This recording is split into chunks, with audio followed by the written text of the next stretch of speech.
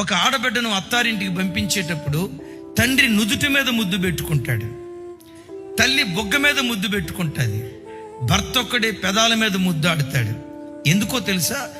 నుదుటి మీద తండ్రి ముద్దు పెట్టుకోవటానికి కారణం ఏంటో తెలుసా? అమ్మా, అత్తారింటికి పంపిస్తున్నా, నేను ఎప్పుడైనా అత్తారింటికి వచ్చినప్పుడు నేను తలెత్తుకునేటట్లుగా నువ్వు బ్రతకాలమ్మా.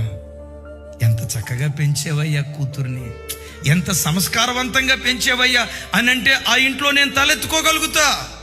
అలా కాకుండా ఇది పెంపకం అయ్యా, ఇలాగా కూతుర్ని పెంచేది అని అంటే అమ్మా నేను అక్కడ తలదించుకోవాల్సి వస్తుంది, నేను తలదించుకునేటట్లుగా బ్రతకొద్దమ్మా అని తండ్రి నుదుటి మీద ముద్దు పెట్టుకుంటాడట. తండ్రి నుదుటి మీద ముద్దు పెట్టుకుంటాడట, నేను తలెత్తుకునేటట్లుగా బ్రతుకమ్మా అని. తల్లి బుగ్గ మీద ముద్దు పెట్టుకుంటాదట. ఎందుకో తెలుసా? నా కూతురు ఎప్పుడు చిరునవ్వుతో ఉండాలి, నవ్వుతూ బ్రతకాలి. ఎప్పుడైనా అత్తారింటికి వెళ్తే, నా కూతురింటికి వెళ్తే నన్ను చూడటంతో కూతురు సంతోషంగా, మమ్మీ నాన్న దగ్గర నువ్వు ఎంత సంతోషంగా ఉన్నావో నా భర్త దగ్గర కూడా నేను అంత సంతోషంగా ఉన్నా, అత్తారింట్లో అంత సంతోషంగా ఉన్నానని నా కూతురు నవ్వుతో నా దగ్గరికి రావాలి అని కుమార్తె బొగ్గ మీద ముద్దు పెట్టుకుంటుందట. భర్త పెదాల మీద ముద్దాడుతాడు, అది అపవిత్రం కాదు. ఎందుకో తెలుసా?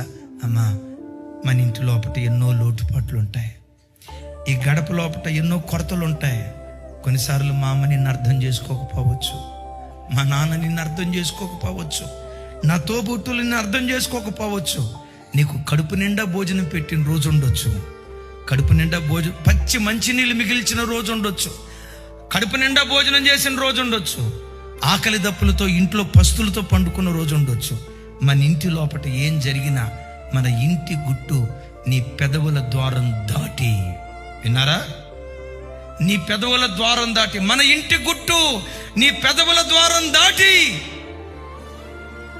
బయట చెప్పొద్దమ్మా.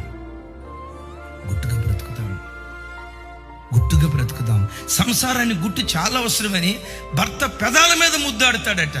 నేనంట ఇలా కుటుంబాలు కట్టబడితే, నేనంట డిసెంబర్ 25వ తారీఖు ఒక్కరోజే కాదు, ప్రతిరోజు నీ ఇంట్లో క్రిస్మస్ పండుగ అనుభవిస్తాం.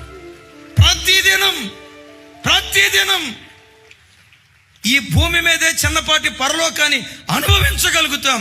యేసయ్యకి మహిమ కలుగును గాక.